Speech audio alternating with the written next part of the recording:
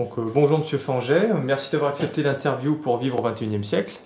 Nous allons aborder le sujet du rôle de l'associatif en période de crise. Pouvez-vous vous présenter rapidement pour les internautes? Bon, je suis médecin d'abord, cardiologue, à la fois à l'hôpital et dans le secteur privé.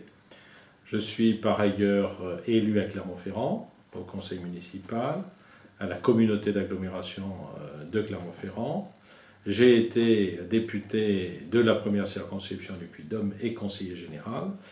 Et je me coupe toujours d'une association que j'ai créée en 1976, une association d'abord de loisirs, puis une association qui, à partir de 1986, a créé en pionnier en France un système de portage de repas à domicile pour participer au maintien à domicile des personnes âgées.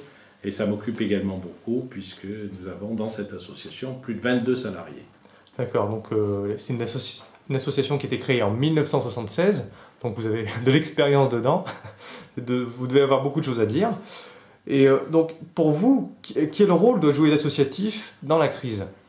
Alors je crois que l'associatif, le mouvement associatif a un rôle majeur, et d'autant plus qu'actuellement on est dans une période de crise. Je crois que le lien sur le terrain, le lien social, c'est tout ce réseau d'associations qui permettent justement d'assumer un certain nombre de tâches qui n'incombent pas à l'État et qui d'ailleurs n'aura absolument pas les moyens actuellement compte tenu des économies qui sont réalisées et du contexte que je ne décris pas parce que tout le monde le connaît. Je crois qu'elles ont aujourd'hui un rôle qui devient de plus en plus incontournable. D'accord.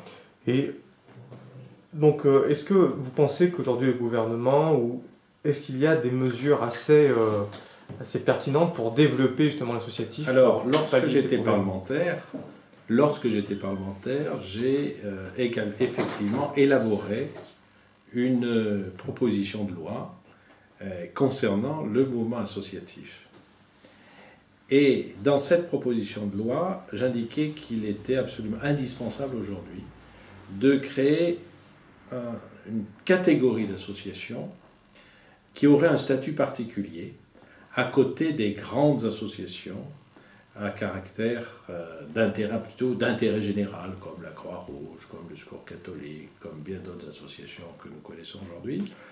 Toute une série d'associations qui pourraient être regroupées dans une organisation nouvelle d'intérêt social, des associations d'intérêt social.